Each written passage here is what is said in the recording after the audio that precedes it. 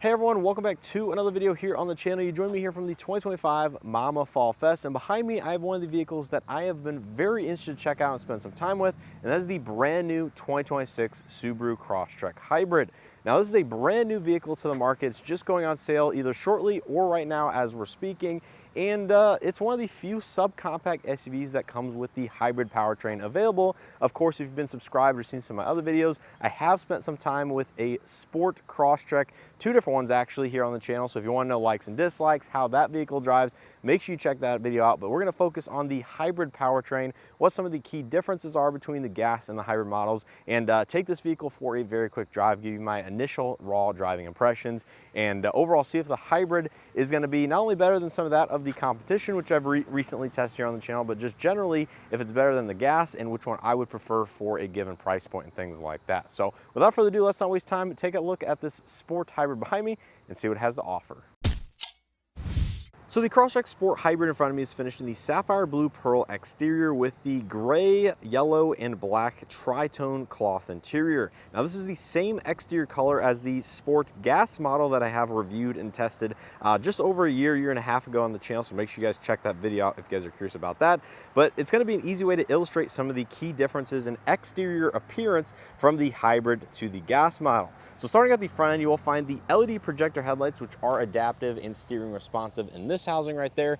Daytime running lights and turn signals are going to be also LED. Fog lights down below, and you can see you do have a gold or yellow ring accent around the fog lights, and that's because Subaru has gone away with the kind of fang design or the angular design that is much more prominent and bold out there on the gas models for the Sport Hybrid. So a little bit more subdued in this model, and I really do like this look versus that gas model.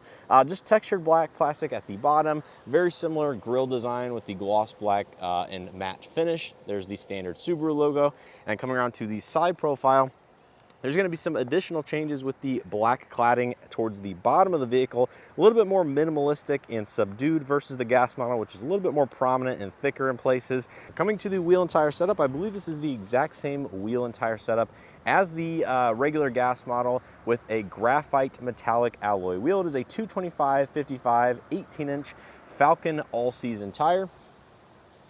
You have some aero treatments on the cladding, hybrid badge here on both the front passenger and driver door, gloss black mirror caps, LED turn signal integration. They are going to be heated.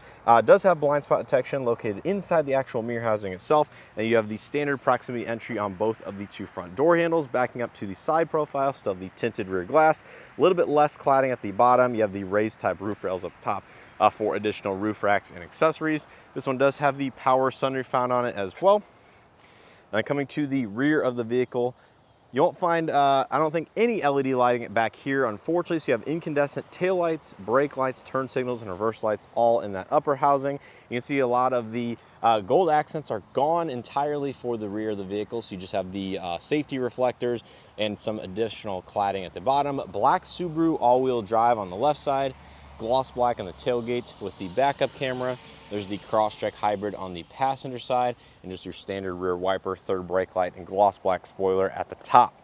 So that is basically going to be a look at the exterior. Let me know what you guys think of these minor to moderate changes, depending on how much you like those gold or yellow accents on the sport trim level of the gas model. I think this one looks substantially better.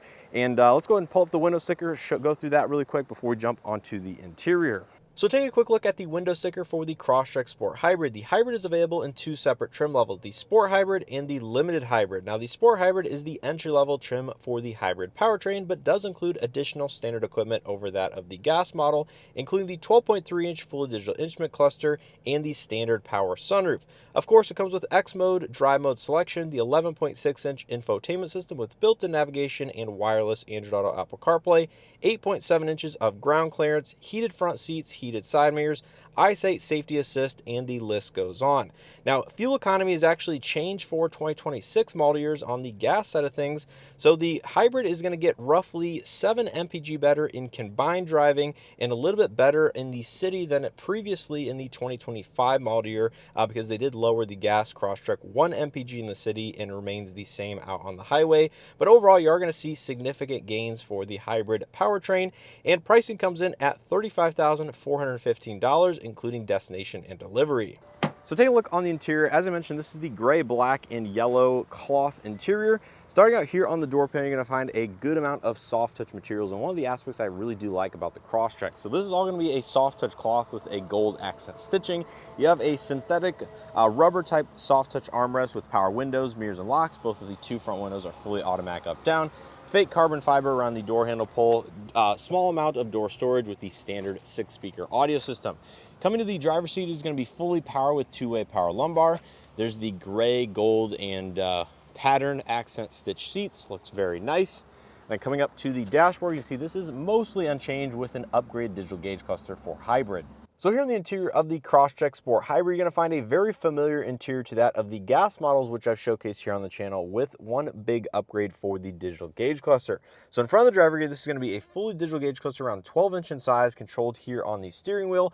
And cycling through some of the pages in the left-hand corner, you can see you have your trip information, fuel economy, range estimates, tire pressure, even the navigation can be pulled up here, Sirius XM audio, some of the hybrid battery modes, and then you can go ahead and toggle that display off just to give you your power meter, tachometer on the left, speedometer on the right, digital speed readout in the middle, trip information, and all the other usual stuff that you would expect from a digital gauge cluster. Now, there might be a little bit more functionality. I don't have a lot of time with this vehicle in this video, but make sure to stay tuned. I hope to get this vehicle as a press loan and go over it in a little bit more detail.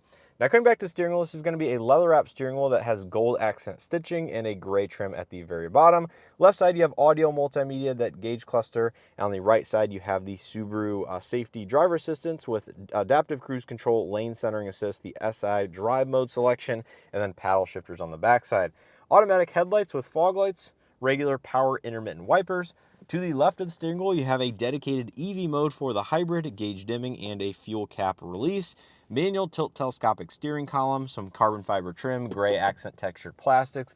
And then coming over here to the infotainment system, arguably one of the lesser aspects of the interior or the vehicle itself is the 12.3-inch Subaru infotainment system with wireless Android Auto, Apple CarPlay, Sirius XM, AM, FM, USB, Bluetooth inputs as well, built-in navigation. And the reason I say it's one of my least favorite aspects of this vehicle is because it is a little bit more laggy. Now, if you've seen some of my coverage from this event or just the Crosstrek or Subarus in general, then you'll know this is the same infotainment that you'll find in many of their newer models.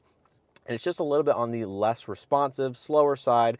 The graphics and all of that is just not my preferred method. The vertical orientation is a love it or hate it thing. You have different things you can toggle through at the front or at the top here, including your water temp, oil temp, average speed, weather, your X mode for the all-wheel drive system. And, overall, it has the My Subaru app integration for your smartphone. It's just a little bit on the laggy, slower side. I appreciate the physical buttons and knobs around the exterior of it. Climate controls are built into the screen at the very bottom digitally. So all in all, just not my preferred. It's slow, it's laggy, has a lot of features. It's just the design, the UI, and stuff like that is a little bit clunky.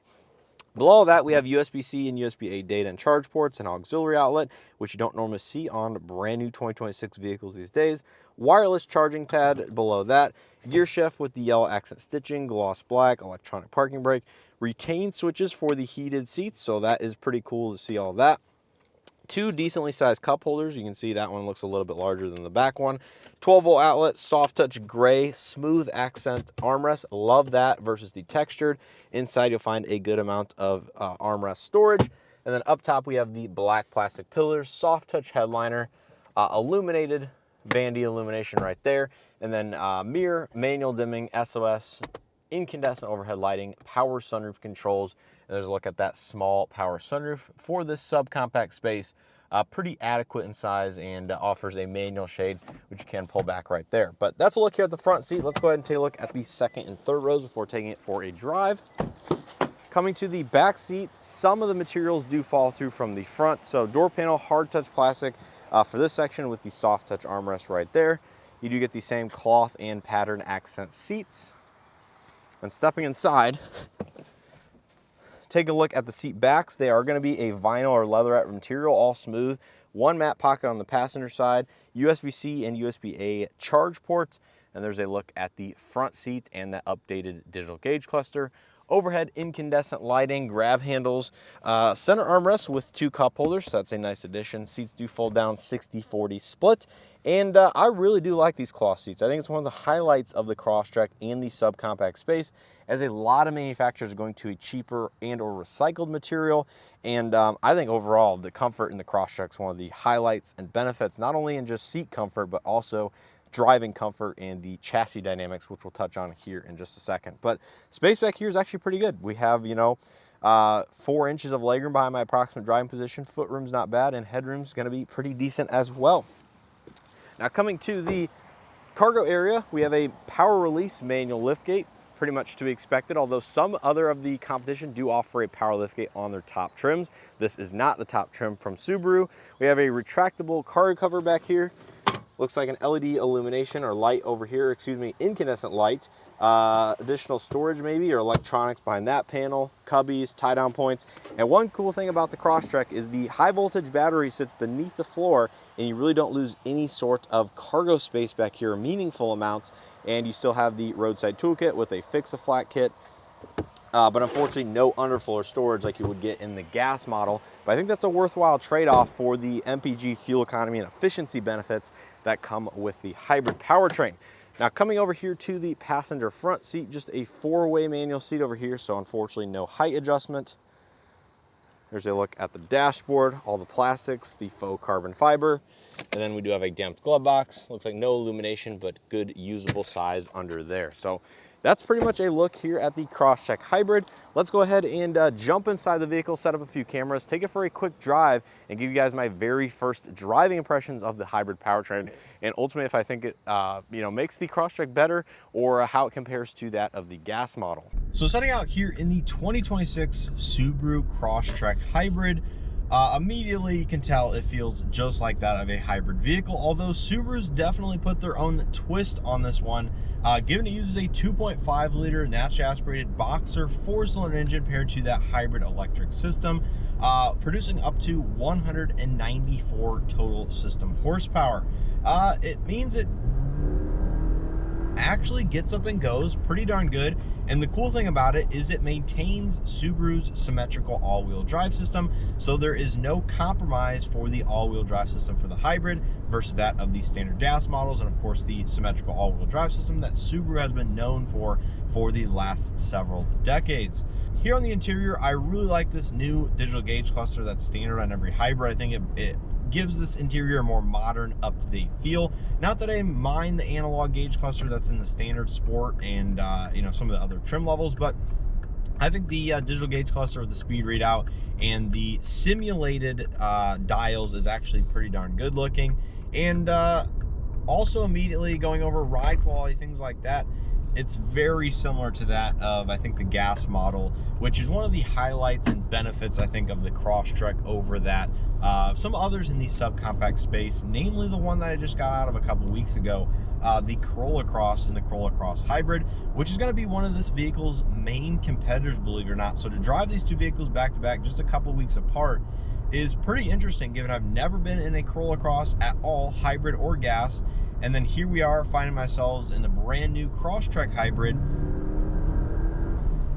It actually has a pretty good amount of pickup, and the refinement of it, upon my first impression, seems good. But of course, I've only been driving for about 2 minutes now. We'll have to see ultimately if I can get this vehicle back in, test it over my normal driving habits and driving routines and things like that to give you guys my final impressions and dedicated likes and dislikes.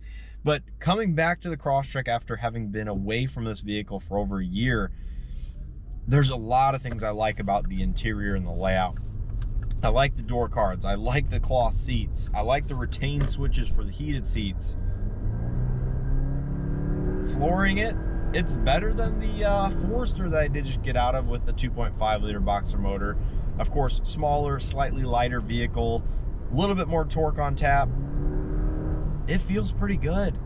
The transition between all electric and the combined output's pretty good. We're in all electric here at 51 miles an hour. It's pretty quiet in here. The handling's pretty good. Yeah, I think Subaru does so well with the driving dynamics and the refinement and the tuning of things. It's just the dang technology here on the inside that I don't particularly love. Wish they would update that. But yeah, there's a lot to like about it. It's pretty darn quiet here on the inside for this segment and price point. And speaking of the price point, I think the Sport Hybrid that we're sitting in is just under $35,000, including all options and destination, which puts it right in line, you know, with the Corolla Cross in its middle or higher trim levels as well. You can get a Crosstrek Hybrid Limited, which will come much closer to that $40,000 price point, but offer a lot more creature comforts and amenities and niceties. But as this one sits, I don't think you're losing too much for the mid-trim level or the mid-grade within the Crosstrek lineup. And just the transition between gas and electric, man, it's seamless so far. The tuning of this vehicle is fantastic. Regenerative braking drags the motor a little bit, just to put a little bit of additional energy back into the system, but not so much that you can actually tell. And just listening to the Boxer 4-cylinder go back and forth between on and off, you can hear it under the hood, but once you put your foot into it, it really starts to go and has a little bit of punch off the line.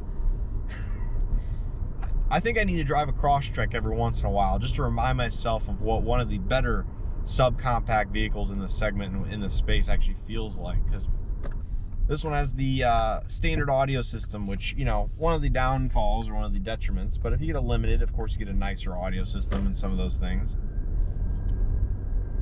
But yeah, just accelerating normally here away from that turn. Feels good. Visibility is excellent, as in every Crosstrek I've tested. The thing that I really come away with in the Crosstrek is just how quiet, refined the ride quality is, the tire noise. The NVH is just like very little or non-existent. Handling's good going around this turn here on this freshly paved asphalt. Yeah, this is really good. And then the engine just kicks on seamlessly. I think I'm honestly just repeating myself at this point, but this is a very good product. And I could see recommending this to a lot of people. Depending on what the price differential is between the gas and the hybrid, I'm not exactly sure that number off the top of my head. It's probably in the ballpark of $2,000. That's typically what a lot of manufacturers settle on. Some go a little bit more depending on the trim levels and how they package the vehicle. This is based largely on the sport of the gas trim level with the addition of the digital gauge cluster and of course the hybrid electric system. But yeah, all in all, I am very, very impressed with the Crosstrek Hybrid. And yeah, this is a very good one. So let me know what you guys think of the Crosstrek or the Crosstrek Hybrid down in the comment section below. If you guys enjoyed this video and found something helpful, make sure to hit that like button below, subscribe, stay tuned for additional content. I hope to be coming on this vehicle here in the near future as I get it as a press vehicle and a press loan. I can live with it for a period of time. This one's good. This is a special one. I don't have this reaction often, and for me to be smiling with a normal subcompact SUV, efficient one at that, I think it goes to show it's good. The main thing that I don't like about it, technology and the infotainment here in this section. The gauge cluster seems pretty good, high resolution, all that, but guess we'll have to find out and time will tell on this. But anyways, hit that like button, subscribe, leave any comments or questions down in the comment section below, and as always, I appreciate support. Hope to see you guys in the next one.